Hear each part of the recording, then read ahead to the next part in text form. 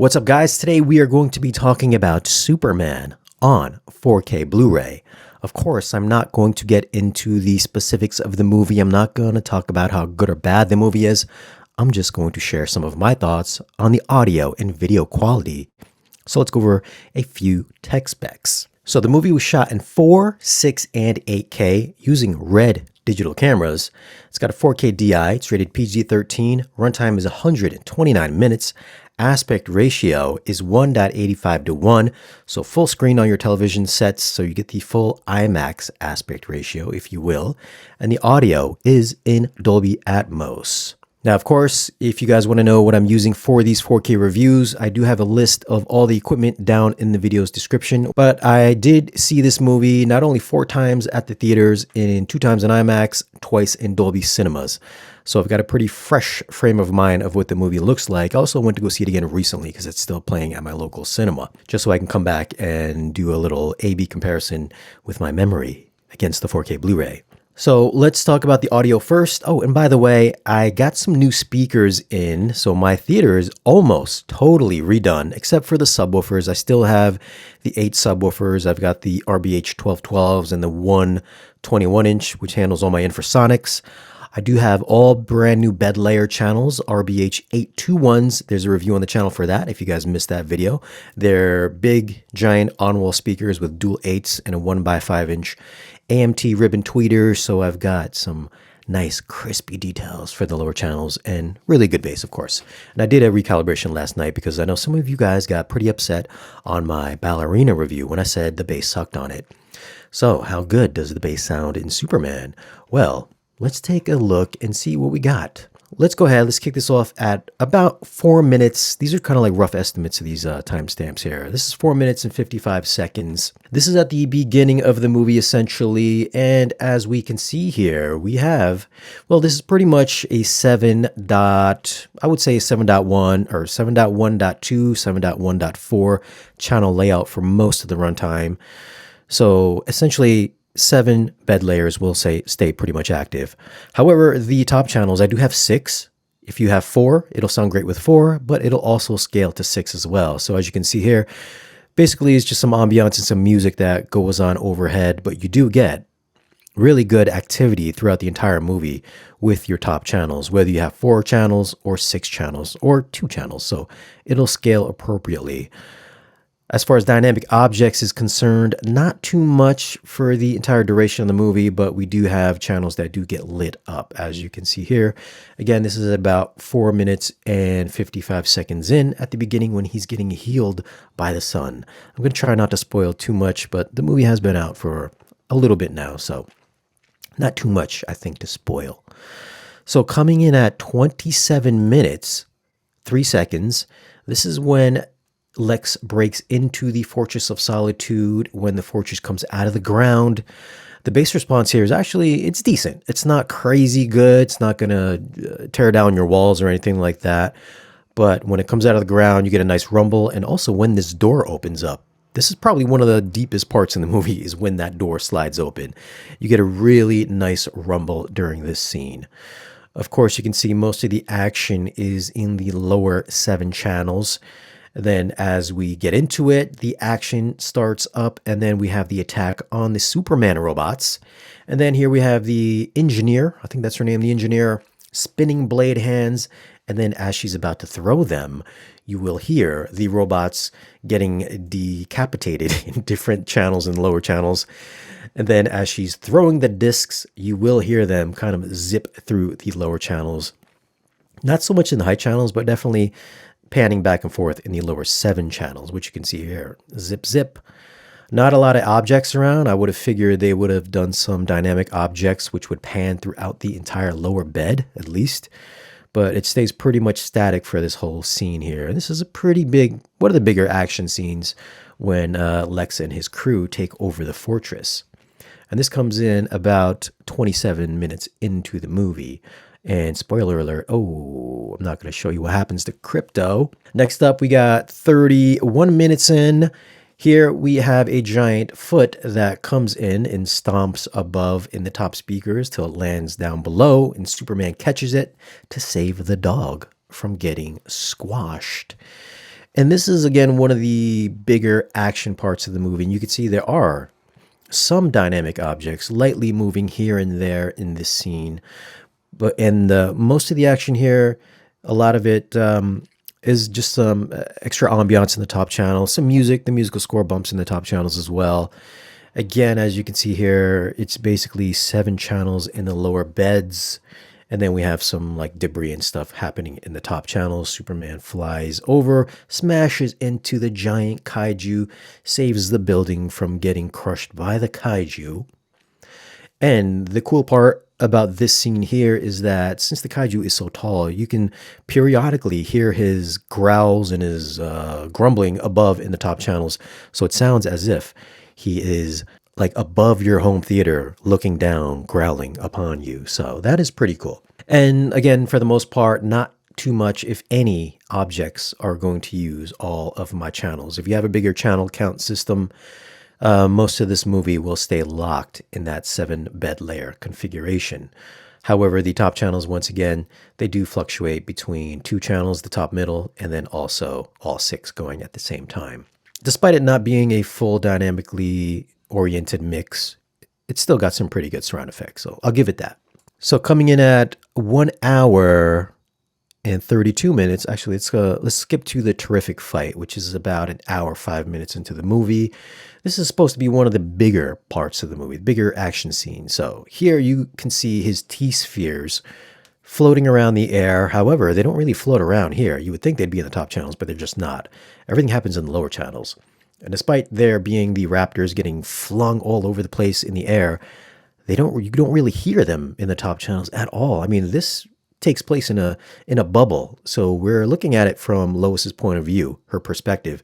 So you would think everything would kind of be floating around her with dynamic objects panning in and out, but everything stays really just within the lower 7 channels. Once again, there is some good movement with the guys kind of pinging back and forth within the bed channels. Occasionally you'll get something that zips up top, which you can see the top middle is kind of flashing. But again, for such a big action scene, this is supposed to be one of the prime time action scenes here. I just felt like this scene was truly kind of a letdown. And I mean, they played that music. I don't know what song it is, but it's supposed to be one of those. It's supposed to be like James Gunn's Guardians of the Galaxy 3 type of hallway Hallmark action scenes, but I felt like this didn't really hit.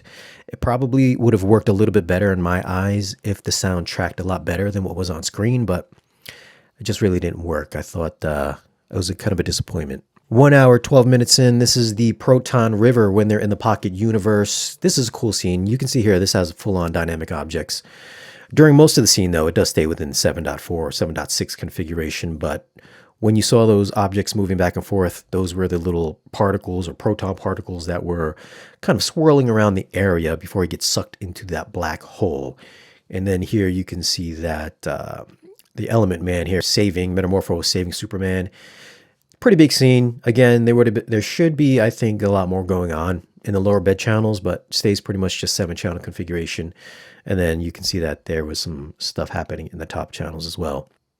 All right, here's the big battle at the baseball field. This is at 1 hour 34 minutes in. Again, mostly 7-channel stuff in the bed layer. You would think there'd be some more action, like the engineer getting slammed on the ground, zipping through everywhere. As you can see, I've now labeled left surround, right surround 2 for the second row. If you're sitting in the second row, you're not going to see much action, unfortunately for you guys. Still some pretty good stuff going on overhead, so you can hear Superman and his twin fighting in the aerial, floating down from the top channels, going down into the bed layer. So, I mean, there's good action here. There's some good bases here as well. Again, not super deep, but it's pretty effective for what it is. Mostly just like a 7.4 for that specific scene. And then lastly, we have at 1 hour 48 minutes. This is another scene that has some activity with some dynamic objects. This is just essentially after he gets slammed into the bus. You can see the particles and all that going back into the black hole. And a lot of swirling effects, a lot of debris and stuff, kind of just zipping around the different channels. Decent bass here as well, not too heavy, but okay. This is one of those rare scenes that has a lot of dynamic objects out of the 2.5 hours, 2 hours, 9 minutes or whatever. Not too much that's really going to take advantage of really big channel count systems, unfortunately. Now, as far as bass response, I did take a video of my RTA. There is some pretty decent heavy bass response that hits about 30 hertz to about 60 hertz. So when like the scene with the kaiju, you can really feel his footsteps kind of stomping on the ground. It doesn't hit really hard, like between that range, 30 to 50, 60 hertz. That's where you get a lot of that body kick, that body slam. No, it doesn't hit so hard in this. Like when I came back and I compared it to Tron Legacy, which really hits hard around 50 hertz, Tron Legacy hits so much better than Superman. Coming from that over to Superman, it's like where's the bass? Did you guys totally forget to put bass in Superman? Such a big Hollywood movie with a big budget. They kind of gimped the bass again in this. So at about 30 hertz or so, not too much infrasonic extension during the kaiju scene, during the baseball field scene, during the end scene, the Proton River scene.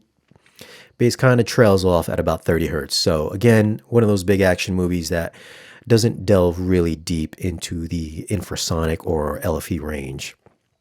It's decent. It's definitely better than the first time I saw it on digital, so I'll give it that. There's definitely some more space and more resolution as far as like horizontal placement, stuff like that, and stuff overhead. It's a little bit crisper sounding coming from the iTunes digital stream. So in that respect, I will give this definitely a couple points over the digital stream. That just the clarity is a bit better for sure. Now, as far as the video quality is concerned, I know there's been some discourse about this movie being too dim and it not pushing your TV's nits limits to the maximum for being in HDR10 or Dolby Vision. However, going back and forth, seeing it at the Dolby Cinema and in IMAX, it looks the same as what I saw at the cinema. I never left the movie theater thinking, hey, this was just too dim. I came away thinking, okay, it just looks fine.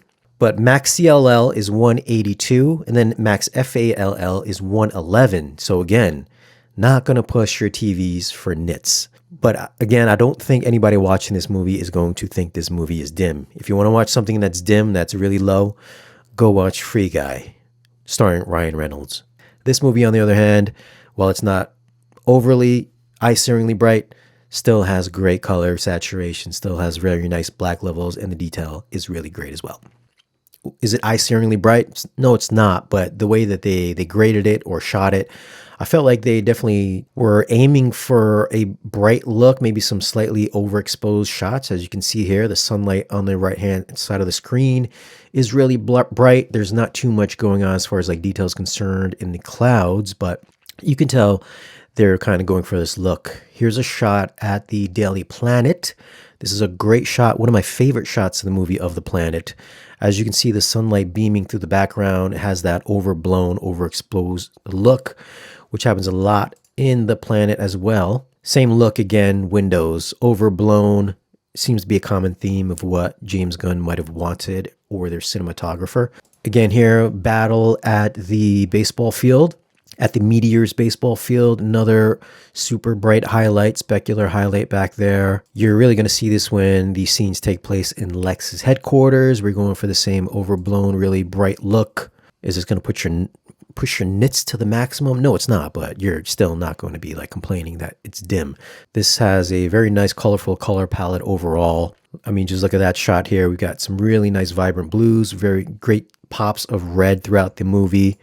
We have this shot here, Green Lantern's power ring surrounding all the windows so that the spectators outside can't see these guys kind of having a discussion inside one of the Lord Tech buildings. Really nice saturation there. Same thing here. We have Isabella Merced, Hawk Girl. Again, great color, very nice color saturation throughout. This is the polar opposite of what we got in Man of Steel, where it's kind of dark and bleak. Here we got a lot of nice comic book pops of color all throughout. And then for the CG is really crisp. It is sharp. And, you know, as far as like detail is concerned here, yes, this does have a lot of detail. I feel like for this context of this movie, this kind of stuff works. like the kaiju. Obviously, this would probably look a little cheesy in Man of Steel, even though we did get Doomsday in Batman v Superman. This works in this context because it's just how lighthearted I think this movie is overall. But there is they did put film emulation in this movie. So as you're watching it, you will notice that there is a very light layer of film grain over the entire thing. This was shot digitally, again, 468K using Red V Raptors. Red cameras are digital cameras. They're very sharp, very crisp cameras. They did add some film emulation to this, which is going to take away some of that digital edge. There is a slight softening to the edges, so it's not quite razor sharp 4K crispy, but I don't think most people are going to really complain about that because it's still plenty fine. You will see all of the detail in close-up shots, such as that. You can see what I would assume is kind of some makeup on his forehead there. You can see some soot and stuff on the side of his cheek. All the texture in his costume is all there. But again, there is a very faint layer of grain throughout, which is going to not only just give a slight filmic soft look to it, it's going to take away the very sharp edges of a digital camera, of the digital camera sensor. You can see there's some grain in the fog in the background is there, which gives it a nice soft roll off of the highlights. Black levels, again, I would say black levels are not going to be really sharp and contrasty. There is a slight softness or a slight elevation to the black levels throughout, which I think goes along with the intended kind of filmic look, since they did use some film emulation to it. So it's not, some shots do look better than others, but I think there is a slight blackness, elevated black levels throughout this entire movie. I mean, you can see here, not much happening in the background. I'm sure, all those details being crushed back there for intended purposes. But for this shot as well, the blacks definitely lean a bit more gray. Here's a nice shot with nice contrasting hues. We get the nice specular from the interdimensional imp, which is in the background there. And then you get our characters in the foreground, black levels, not much happening detail-wise in the foreground. But the black levels, again, they definitely have a slight elevated look to them. And then with the film grain added, there is a slight softening as well. Overall, I think this is a fine-looking movie. It looks exactly the same as what I saw at the Dolby Cinema, also in the IMAX. I think it's a great-looking movie. It sounds good. I was expecting a lot more, Atmos-wise, but I wasn't disappointed. I felt like there was still some good movement within the top channels. I used all 6 of my top channels for all the action stuff. And during the quieter moments as well, there is some really nice kind of just ambiance that does happen throughout the movie. So I wouldn't say it's a disappointment. I think the digital stream, if you're coming from that, definitely is a couple points down. So if you want the best presentation possible, then the 4K disc is definitely going to be the way to go for you if you want to just max out the max bitrate for video quality, which is a bit cleaner as well, coming from the digital stream. So overall, if I'm going to rate this, I'm going to go 8.8 for video quality. And then audio, I'm going to go not quite 8.5. I'm going to go 8.6 for audio quality. So not in the demo-worthy 9s, but still solid overall. I'm going to keep everything in the 8s here for audio and video quality. Now, if you guys do want to pick up this movie, I will leave some links down below in this video's description. As always, guys, thanks for watching. If you want, you can follow me on social media. And if you want to support the channel, I do have a Patreon. That's patreon.com/Shane Lee. We have a great community of folks over there. Or if you want to join my YouTube community as well, we will post some behind-the-scenes stuff. There's a really nice chat going on over in the Patreon. So if you want to join that crew, we have a nice time over there as well. That's patreon.com/Shane Lee. Thanks for watching. Leave your thoughts down below. How did you feel about Superman on 4K Blu-ray? How did you watch it? Did you watch it on the digital stream? Did you watch it on 4K Blu-ray? Or did you watch it some other way? Leave a comment and let me know. Also, don't forget to hit the like button. A bunch of you guys watch these videos. You guys don't hit the thumbs up. Hit that thumbs up button. Help out the channel. I'll catch you in the next video.